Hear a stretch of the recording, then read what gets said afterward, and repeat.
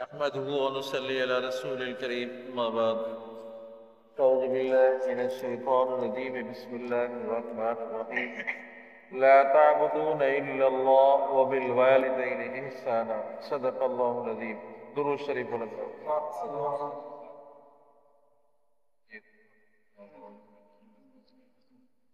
اللهم صل على محمد وعلى آل محمد.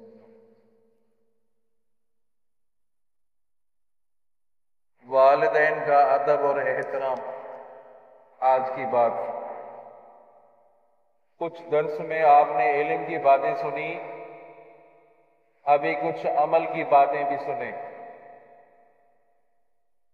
اللہ تبارک و تعالیٰ نے اپنی عبادت کے ساتھ والدین کا ذکر فرمایا تو معلوم ہوا کہ جس طرح اللہ تعالیٰ کی عبادت ضروری ہے، والدین کی اطاعت بھی ضروری ہے.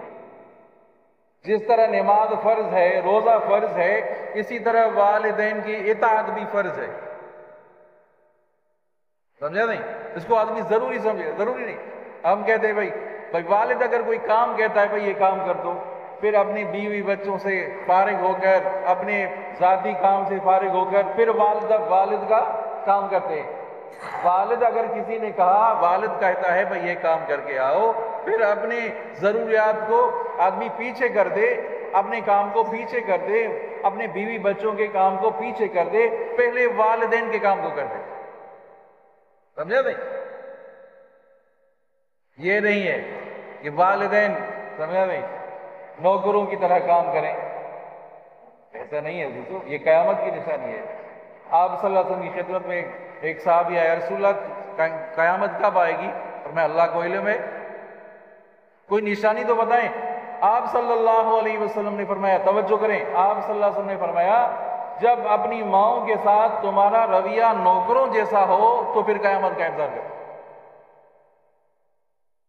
والدین کے ساتھ نوکروں کی طرح، جس طرح نوکروں کو روک ڈالا جاتا ہے، یہ کام کرو یہ کام کرو، والدین کو اس طرح ایسا نہ کریں. عزیزو، اپنی آخرت کی ہم فکر کریں.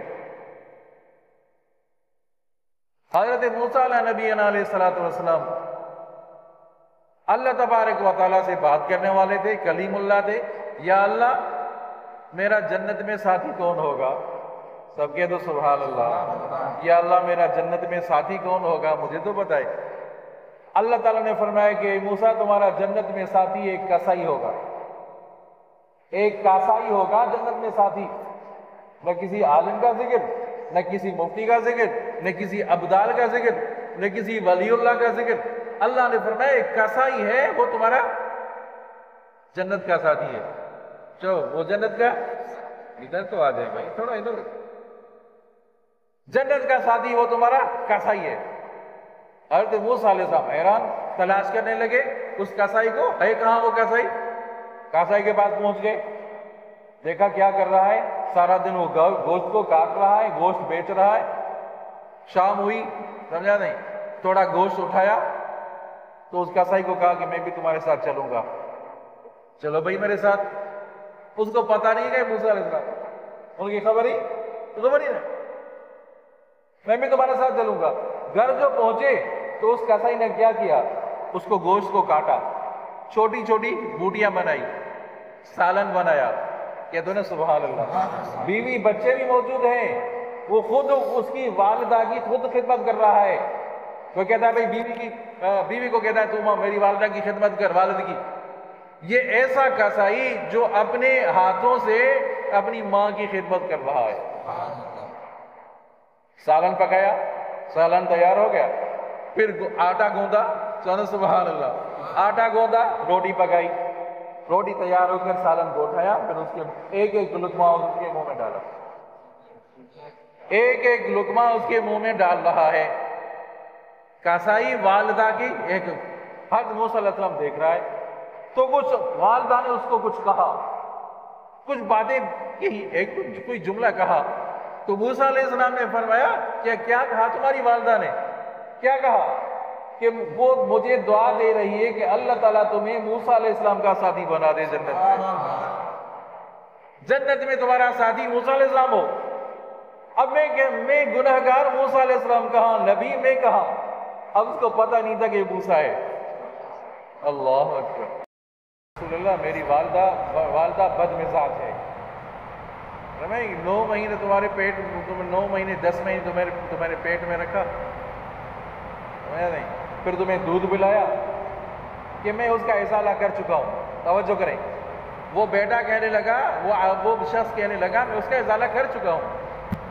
آپ نے فرمایا، آپ صلی اللہ علیہ وسلم نے فرمایا جو درد ذہن، سمجھا نہیں، وہ ازالہ کر چکا ہوں۔ کس طرح؟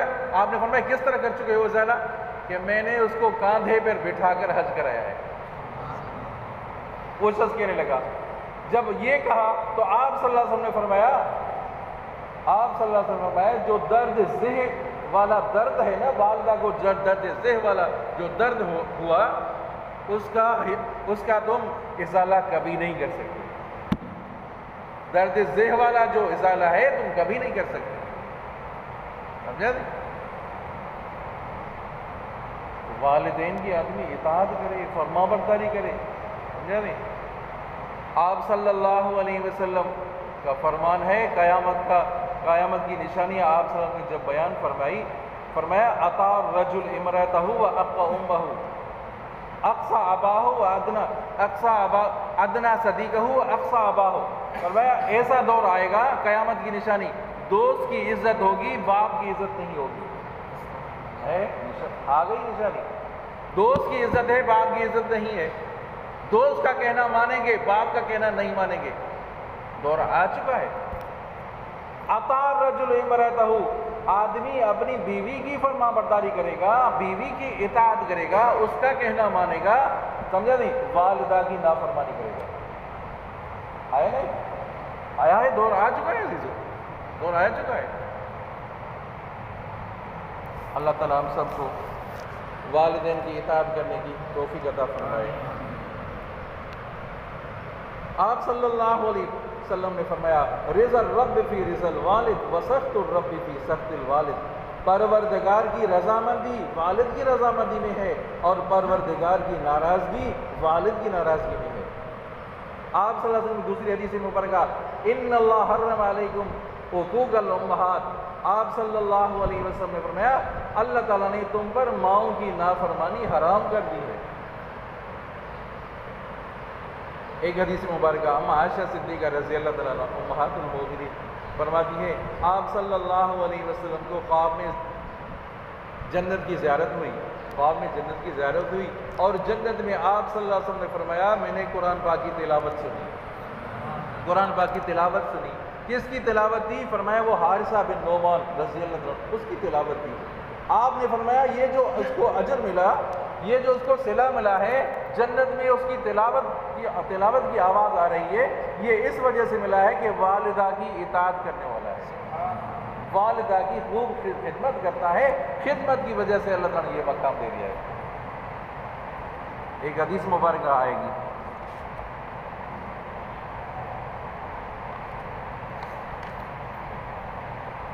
ایک صحابی فرماتے ہیں یا رسول اللہ میں کس کے ساتھ نیکی کروں، کس کے ساتھ احسان کروں،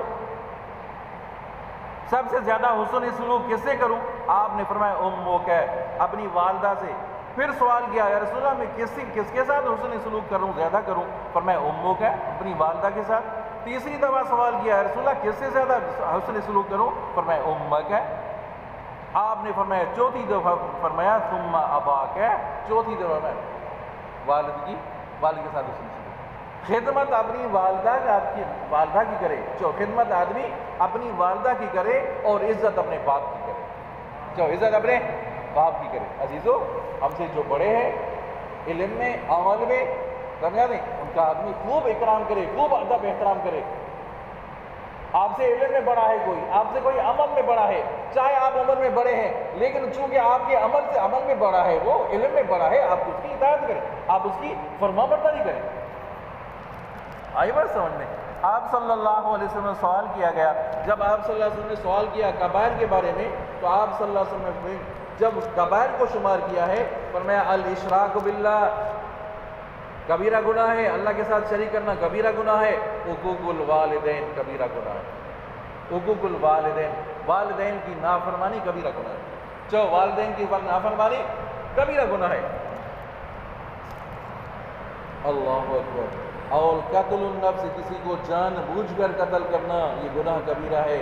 شہادت الزور، فرمایا جھوٹی گواہی دینا، یہ بھی گناہ کبیرہ ہے۔ آخری حدیث پڑھتے ہیں۔ آپ صلی اللہ علیہ وسلم نے فرمایا اللہ اور عز و جل اپنے نیک بندے کا جنت میں ایک درجہ بلند فرمائے گا، تو وہ دیکھ کر کہے گا اے میرے رب یہ درجہ مجھے کیسے ملا؟ اللہ فرمائے گا کہ تیرے بیٹے کے استغفار کی بدولت یہ تجھے نصیب ہوا ہے۔ بات سمجھ آئی؟ حدیث سمجھ میں آئی؟ ایک شخص ایسا کہ اچانک اس کا درجہ بلند ہو جاتا ہے، جنت میں ہے، درجہ اس کا بلند ہو گیا۔ وہ پوچھتا ہے یا اللہ یہ درجہ مجھے کیسے ملا؟ میں تمہارے بیٹے نے تمہارے لیے ایصال ثواب دیا ہے، کل شریف پڑھ کر تمہارے لیے ایصال ثواب کر دیا ہے، اسی وجہ سے تمہارا درجہ بلند ہو گیا ہے۔ دعا کرتے ہیں اللہ تعالیٰ ہم سب کو اعمال صالح کرنے کی توفیق عطا فرمائے۔ سارے ساتھی 3 دفعہ کل شریف پڑھیں، جن کے بھی والدین دنیا سے رخصت ہو گئے اللہ تعالیٰ کی مغفرت فرمائے۔ 3 دفعہ کل شریف پڑھیں۔